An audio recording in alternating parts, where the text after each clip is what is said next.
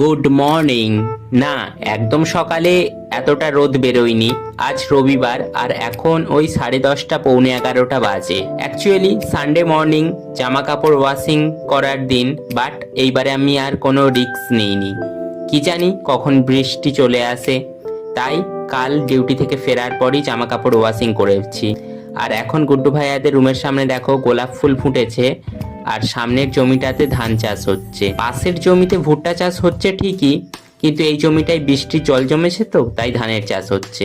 আর এই পেন্টিং কিটটা পাওয়ার পর থেকে আমার ভেতরটা যা আনচান করছিল, একটা অ্যাটলিস্ট পেন্টিং তো বানিয়ে যাই হিমাচলে, তারপর বাড়িতে গিয়ে যা হয় সেটা পরে দেখা যাবে।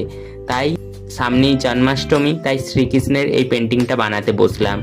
জানি না কতটা করতে পারবো, বাট শুরু তো করি।